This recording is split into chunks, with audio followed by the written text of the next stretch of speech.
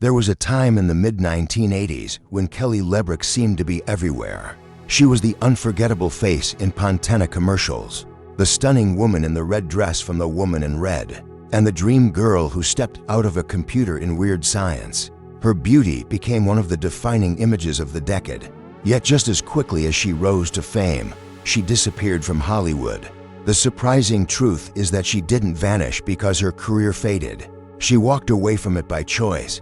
Kelly LeBrock was born on March 24, 1960, in New York City. Her father, Harold Arthur LeBrock, was a French-Canadian executive recruiter, while her mother, Maria Traynor, came from Northern Ireland and had once worked as a model. When Kelly was still young, her family moved to London, where she grew up in the upscale neighborhood of Kensington. She attended an all-girls boarding school in Buckinghamshire, where she was known as a shy and quiet student. Much of her childhood was spent outdoors, playing in open fields and developing a love for animals and nature, something that would later shape the life she chose as an adult at the age of 16. Kelly LeBrock moved back to New York City and began modeling. She had no clear plan for fame, but the fashion industry quickly noticed her striking features, green eyes, and confident presence. She was signed by legendary modeling agent Eileen Ford, and her career took off almost immediately. By 19, she had landed a major 24-page spread in Vogue, an achievement that announced her arrival as a serious model. Soon afterward, she signed a contract with Christian Dior, modeling for the famous fashion house and appearing on countless magazine covers.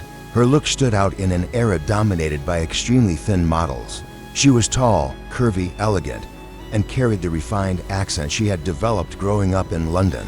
Despite her success, Kelly LeBrock later admitted she was deeply insecure during those years. She often felt uncomfortable with attention and said she would blush if people stared at her too long. Yet when she stood in front of a camera, none of that insecurity was visible. The camera only saw confidence and beauty, and soon Hollywood began to take notice. In 1984, she made her acting debut in The Woman in Red, a romantic comedy directed by and starring Gene Wilder.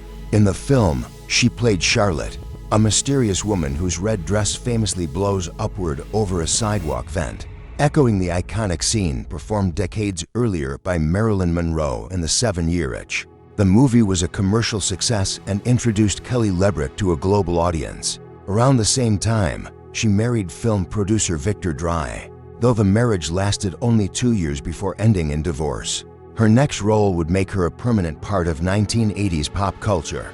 In 1985, she starred in Weird Science, directed by John Hughes.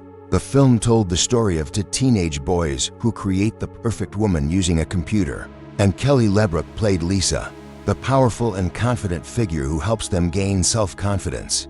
Critics praised her performance, and film critic Roger Ebert called her wonderful in the role. The movie also featured a young Robert Downey Jr., long before he became a global star.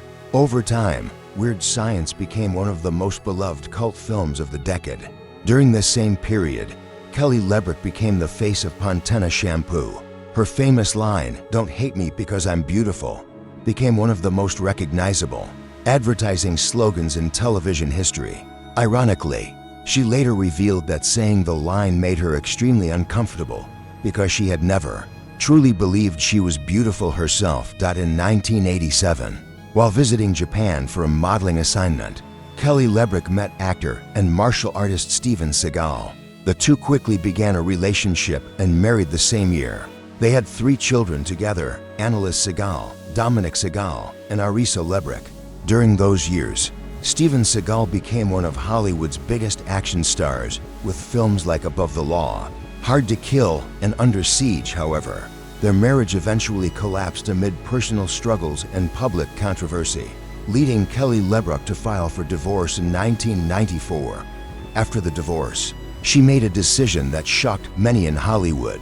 She left the spotlight entirely and moved to a ranch in the peaceful Santa Ynez Valley, near Santa Barbara.